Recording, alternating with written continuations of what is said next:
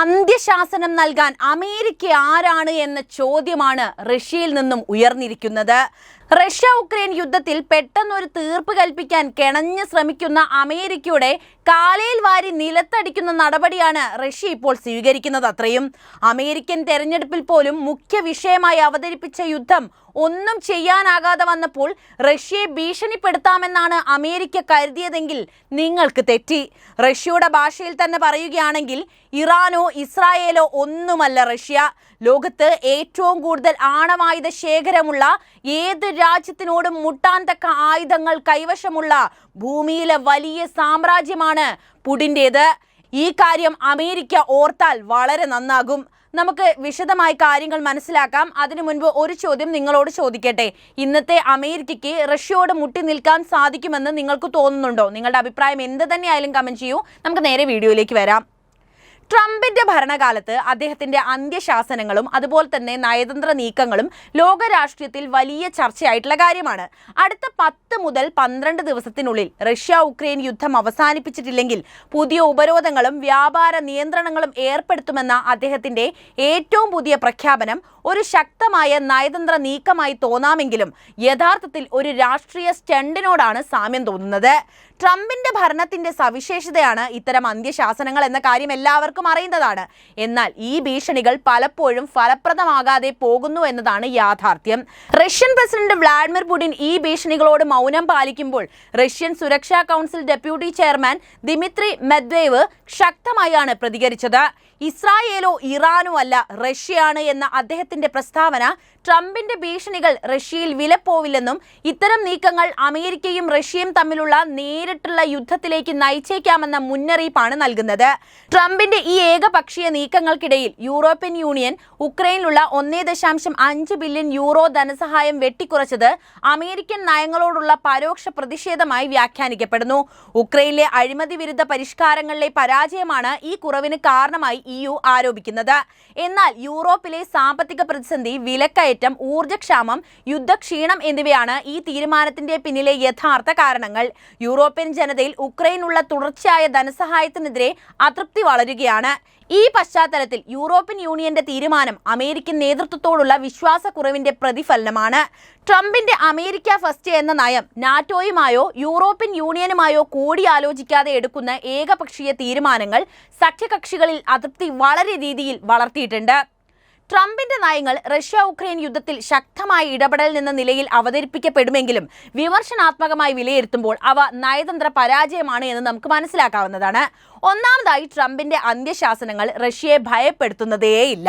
മെദ്വേവിന്റെ പ്രതികരണം ഇതിന്റെ ഏറ്റവും വലിയ തെളിവാണ്.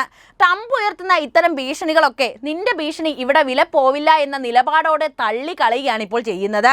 രണ്ടാമതായി, ട്രംപിന്റെ ഏകപക്ഷീയ തീരുമാനങ്ങൾ നാറ്റോ, യൂറോപ്യൻ യൂണിയൻ തുടങ്ങിയ സഖ്യകക്ഷികളെ അകറ്റി നിർത്തുകയും ചെയ്യുന്നു. യുദ്ധം, ഉപരോധം തുടങ്ങിയ വിഷയങ്ങളിൽ സഖ്യകക്ഷികളുമായി കൂടിയാലോചിക്കാതെ ട്രംപ് എടുക്കുന്ന തീരുമാനങ്ങൾ അമേരിക്കയുടെ ആഗോള സ്വാധീനം കുറയ്ക്കുന്നുണ്ട്. മൂന്നാമതായി, ഉക്രൈനുള്ള പിന്തുണയിൽ യൂറോപ്യൻ യൂണിയന്റെ പിന്മാറ്റം അമേരിക്കൻ നയങ്ങളുടെ ഫലപ്രാപ്തിയെ ചോദ്യം ചെയ്യുന്ന കാര്യവുമാണ്. ട്രംപിന്റെ നയങ്ങൾ യുദ്ധം അവസാനിപ്പിക്കാനുള്ള ശ്രമങ്ങളല്ല, മറിച്ച് റഷ്യയെ നിയന്ത്രിക്കാനുള്ള ശ്രമങ്ങളാണെന്ന റഷ്യൻ വാദത്തിൽ കഴമ്പുണ്ട്.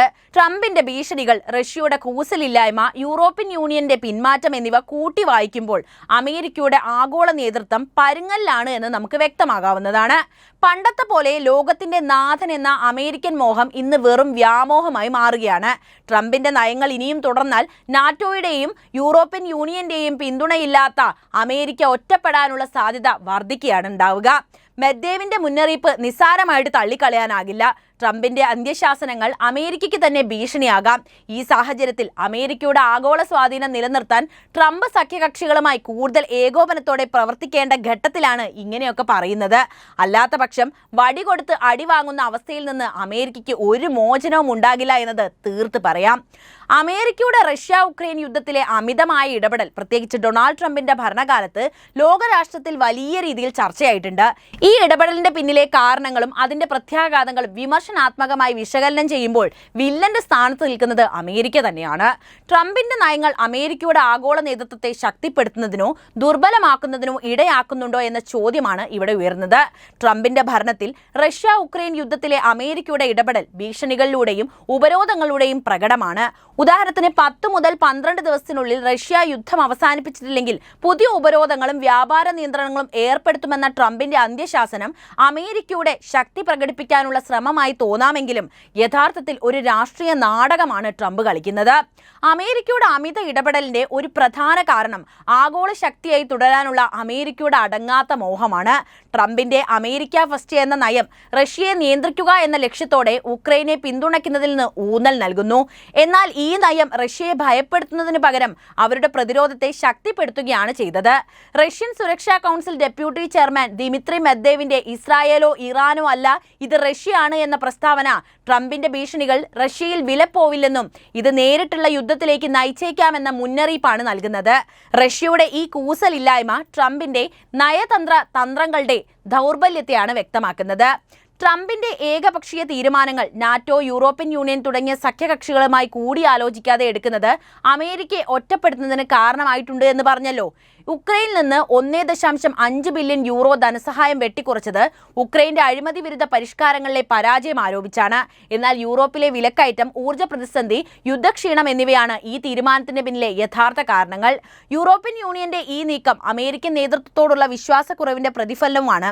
ട്രംപിന്റെ ഭരണത്തിൽ റഷ്യ ഉക്രൈൻ യുദ്ധത്തിലെ ശക്തമായ നിലപാട് അമേരിക്കൻ ജനതയ്ക്കിടയിൽ അദ്ദേഹത്തിന്റെ കരുത്തുറ്റ നേതാവ് എന്ന പ്രതിച്ഛായ ശക്തിപ്പെടുത്താനുള്ള ശ്രമമായിരുന്നു. എന്നാൽ ഈ നീക്കങ്ങൾ അന്താരാഷ്ട്ര തലത്തിൽ അമേരിക്കയുടെ വിശ്വാസ്യത കുറയ്ക്കുകയാണ് ചെയ്തത്. റഷ്യയുടെ പ്രതിരോധവും യൂറോപ്യൻ യൂണിയന്റെ പിന്മാറ്റവും ട്രംപിന്റെ ഏകപക്ഷീയ നയങ്ങളുടെ പരാജയത്തെയാണ് സൂചിപ്പിക്കുന്നത്. ഈ സാഹചര്യത്തിൽ അമേരിക്കയുടെ ആഗോള നേതൃത്വം പരിങ്ങലിലാണ്. പണ്ടത്തെ പോലെ ലോകത്തിന്റെ നാഥൻ എന്ന മോഹം ഇന്ന് വെറും വ്യാമോഹമായി മാറിയിരിക്കുന്നു. ട്രംപിന്റെ നയങ്ങൾ ഇനിയും തുടർന്നാൽ നാറ്റോയുടെയും യൂറോപ്യൻ യൂണിയന്റെയും പിന്തുണയില്ലാതെ അമേരിക്ക ഒറ്റപ്പെടാനുള്ള സാധ്യത വർദ്ധിക്കുകയും ചെയ്യും. റഷ്യ ഉക്രൈൻ യുദ്ധത്തിൽ അമേരിക്കയുടെ ഇത്തരത്തിലുള്ള ഇടപെടലിനെ റഷ്യ എങ്ങനെ പ്രതിരോധിക്കുന്നു, റഷ്യ എങ്ങനെയാണ് ഇതിനെ നോക്കിക്കാണുന്നത് എന്നത് വളരെ സെൻസിറ്റീവ് ആയിട്ടുള്ള അല്ലെങ്കിൽ വളരെ പൊളിറ്റിക്കൽ ആയിട്ടുള്ള ഒരു വിഷയമാണ്.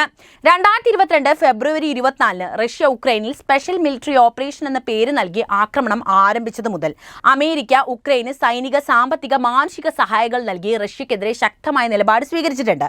എന്നാൽ ഡൊണാൾഡ് ട്രംപിന്റെ രണ്ടാമത്തെ ഭരണകാലത്ത്, അതായത് 2025 മുതൽ അമേരിക്കയുടെ നയം ഉക്രൈനിന്റെ സഹായം കുറയ്ക്കുകയും റഷ്യയുമായി സമാധാന ചർച്ചകൾക്ക് ഊന്നൽ നൽകുന്നതുമായിരുന്നു. ഈ പശ്ചാത്തലത്തിൽ അമേരിക്കൻ ഇടപെടലിനെ റഷ്യ എങ്ങനെ പ്രതിരോധിക്കുന്നു എന്നത് വിശകലനം ചെയ്യേണ്ടതുണ്ട്. റഷ്യയുടെ പ്രതിരോധ തന്ത്രങ്ങളിൽ ഏറ്റവും പ്രധാനപ്പെട്ടത് അവരുടെ നയതന്ത്ര മൗനവും ശക്തമായ പ്രതികരണങ്ങളും തന്നെയാണ്. ട്രംപിന്റെ അന്ത്യശാസനങ്ങൾ, ഉദാഹരണത്തിന് 10 മുതൽ 12 ദിവസത്തിനുള്ളിൽ യുദ്ധം അവസാനിപ്പിക്കണമെന്നും അല്ലെങ്കിൽ പുതിയ ഉപരോധങ്ങൾ നേരിടേണ്ടി വരുമെന്നുള്ള ഭീഷണികൾ റഷ്യൻ പ്രസിഡന്റ് വ്ളാഡിമിർ പുടിൻ മൗനത്തോടെയാണ് നേരിട്ടത്. എന്നാൽ റഷ്യൻ സുരക്ഷാ കൗൺസിൽ ഡെപ്യൂട്ടി ചെയർമാൻ ദിമിത്രി മെദ്വേവാണ് ഇതിനെതിരെ ശക്തമായിട്ടുള്ള രീതിയിൽ പ്രതികരിച്ചത്. ഈ പ്രതികരണം റഷ്യയുടെ കൂസലില്ലായ്മയും അമേരിക്കൻ ഭീഷണിയെ തള്ളിക്കളയാനുള്ള ആത്മവിശ്വാസം പ്രകടിപ്പിച്ചിട്ടുണ്ട്. മെദ്വേവിന് പുറമെ റഷ്യൻ വിദേശകാര്യമന്ത്രി സെർജി ലാവ്റോവ് പോലുള്ളവർ അമേരിക്കയുടെ ഇടപെടലിനെ പാശ്ചാത്യ ആധിപത്യത്തിന്റെ ഭാഗമെന്ന് വിമർശിച്ച് റഷ്യ ഒറ്റപ്പെടുത്താനുള്ള ശ്രമമായിട്ടാണ് ചിത്രീകരിച്ചത്. റഷ്യയുടെ മറ്റൊരു പ്രതിരോധ തന്ത്രം അമേരിക്കയുടെ സഖ്യകക്ഷികളെ ദുർബലപ്പെടുത്തുക എന്നതാണ്. റഷ്യ ഈ വിള്ളലുകളെ ചൂഷണം ചെയ്യുകയും പാശ്ചാത്യ ഐക്യത്തെ ദുർബലപ്പെടുത്താൻ ശ്രമിക്കുകയും ചെയ്യുന്നുണ്ട്. ഉദാഹരണത്തിന് റഷ്യ, ചൈന, ഇറാൻ, ഉത്തര കൊറിയ എന്നിവയുമായി സഖ്യം ശക്തിപ്പെടുത്തി ആഗോള തെക്ക് രാജ്യങ്ങളിൽ സ്വാധീനം വർദ്ധിപ്പിക്കുകയാണ്. ഇത് അമേരിക്കൻ നയങ്ങളെ പ്രതിരോധിക്കാനുള്ള ഒരു തന്ത്രം കൂടിയാണ് റഷ്യയുടെ. സൈനികമായി റഷ്യ ഉക്രൈനിൽ തങ്ങളുടെ ആക്രമണം തുടരുകയും അമേരിക്ക നൽകിയ ആയുധങ്ങൾ ഉപയോഗിച്ചുള്ള ഉക്രൈൻ ആക്രമണങ്ങളെ വലിയ രീതിയിൽ ചെറുക്കുകയും ചെയ്യുന്നുണ്ട്. 2024 ഓഗസ്റ്റിൽ അമേരിക്ക നൽകിയ ഹിമാറസ് റോക്കറ്റ് സിസ്റ്റം ഉപയോഗിച്ച് ഉക്രൈൻ റഷ്യയുടെ കുക്സ് ഒബ്സ്റ്റാസിൽ ഒരു റഷ്യൻ സൈനിക വ്യൂഹത്തെ തകർത്തത് റഷ്യൻ മിൽ ബ്ലോഗർ യുദ്ധത്തിലെ ഏറ്റവും രക്തരൂക്ഷിതമായ ആക്രമണങ്ങളിലൊന്നാണ്. എന്നാൽ റഷ്യ ഈ ആക്രമണങ്ങളോട് തിരിച്ചടികളിലൂടെ പ്രതികരിക്കുകയും ഉക്രൈന്റെ ആക്രമണശേഷിയെ ദുർബലപ്പെടുത്താൻ ശ്രമിക്കുകയും ചെയ്തു. ഉദാഹരണത്തിന് ഉക്രൈന്റെ എണ്ണ ശുദ്ധീകരണശാലകൾക്കെതിരായ ആക്രമണങ്ങൾ തടയാൻ ബൈഡൻ ഭരണകൂടം ഉക്രൈനോട് ആവശ്യപ്പെട്ടിരുന്നു. കാരണം ഇത് ആഗോള ഊർജ്ജ വില വർധനയ്ക്ക് കാരണമാകുമെന്ന് അവർ ഭയപ്പെട്ടു. റഷ്യ ഈ തരത്തിലുള്ള ആഗോള സാമ്പത്തിക ആശങ്കകളെ ചൂഷണം ചെയ്യുകയും അമേരിക്കൻ ഇടപെടലിന്റെ സാമ്പത്തിക ചെലവ് ഉയർത്തി കാണിക്കുകയാണ് ചെയ്യുന്നത്. റഷ്യയുടെ പ്രചാരണ തന്ത്രങ്ങളും അമേരിക്കൻ ഇടപെടലിനെ പ്രതിരോധിക്കുന്നതിൽ പ്രധാനമായിട്ടുള്ള പങ്ക് വഹിക്കുന്നുണ്ട്. പുടിൻ യുദ്ധത്തിന്റെ ഉത്തരവാദിത്തം പാശ്ചാത്യ രാജ്യങ്ങൾക്കും നാറ്റോയ്ക്കും ആരോപിക്കുമ്പോൾ ഉക്രൈൻ പാശ്ചാത്യ ബലപ്പെടുത്തൽ എന്ന വാദം ഉയർത്തുന്നു.